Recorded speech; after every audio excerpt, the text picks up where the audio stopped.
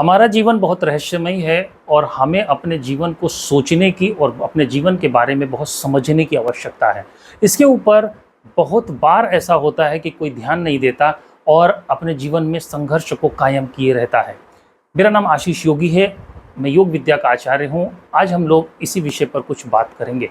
प्रत्येक व्यक्ति अपने जीवन का यदि अध्ययन करेगा, आप अपनी उम्र के जिस भी पड़ाव पर हैं उस उम्र के पड़ाव पर यदि आप अपने को ठीक तरीके से बिठा करके अपनी ज़िंदगी का अध्ययन करेंगे तो आप पाएंगे आपके जीवन ने आपको कुछ दिया है और आपके जीवन ने आपसे कुछ ले भी लिया है। आप यदि अपने जीवन का अध्ययन करेंगे तो आप पाएंगे कि आप अपने जीवन में बहुत सारी चीज़ों को सहजता से प्राप्त कर ले रहे हैं जो दूसरे संघर्ष से प्राप्त कर रहे हैं।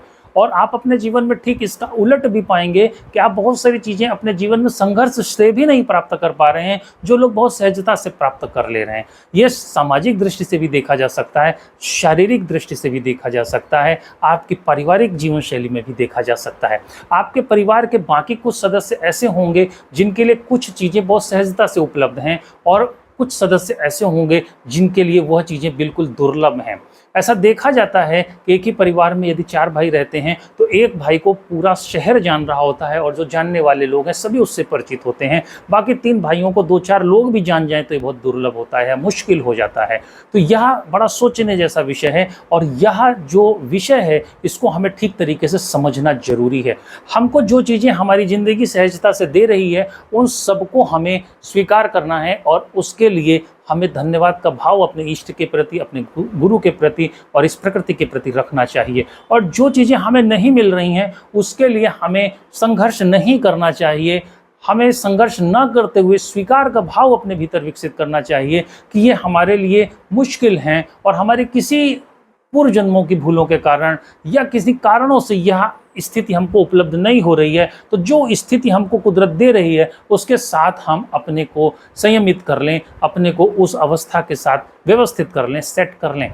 यह अच्छा होगा और व्यर्थ के संघर्ष से अपने जीवन को बचाएं, क्योंकि जीवन को अगर पूरी यात्रा में समझा जाए तो बहुत थोड़ा ही समय हमारे पास ऐसा होता है जिसको हम कहीं किसी उपलब्धि के लिए प्रयोग कर पाते हैं। यदि हम अपने पूरी आयु को समझें कि हमारी आयु 100 साल है तो हम 100 साल की आयु में लगभग आधा समय तो सोने में ही व्यतीत कर देते हैं। यानी कि मोटे तौर पर 100 साल की आयु में से 50 साल का समय हमारा सोने में ही खर्च हो जाता है। और जो हमारे पास 50 साल का समय बचता है उस 50 साल में भी कुछ समय ऐसा होता है जो माता पिता के बिल्कुल गहरे सानिध्य में ही व्यतीत हो जाता है और कुछ समय उस 50 साल का ऐसा होता है जो हमारे बुढ़ापे में व्यतीत हो रहा होता है। और अगर ठीक तरीके से इस कैलकुलेशन को व्यवस्थित करने की कोशिश करें और एक अंदाजे से अगर आपसे बात की जाए तो आपके पास 30 से 35 साल का समय ऐसा होता है जहां पर आप कुछ क्रिएटिविटी कर सकते हो। अगर उस क्रिएटिविटी के टाइम पर भी आप संघर्ष और इन व्यर्थ की चीज़ों में अपने जीवन को खराब करते हो तो आप जिंदगी कब जियोगे और कैसे जियोगे। तो इस विषय पर जरूर आप सब विचार करें और अपनी ज़िंदगी में जो चीज़ सहजता से प्राप्त है उसे स्वीकार कर उसके प्रति धन्यवाद का भाव लाएं। और जो चीज़ हमें स्वीकार नहीं है उसको समझ लें कि ये मेरे लिए नहीं बनी है, क्योंकि संसार में हर चीज़ हर व्यक्ति के लिए नहीं है। हर चीज़ का चुनाव कहीं किसी अदृश्य जगत से हो रहा है और किसको क्या मिलेगा और किससे कब क्या छीन लिया जाएगा ये कुछ बताया नहीं जाएगा। तो आपके अंदर अगर इतना बड़ा हृदय होगा कि आप इस स्थिति को स्वीकार कर सकेंगे तो आप जीवन के हर पल का आनंद ले सकते हैं और मुश्किल अवस्था में भी आनंद के साथ आगे बढ़ सकते हैं। मेरे विषयों को ठीक से समझने के लिए, सुनने के लिए आपका धन्यवाद।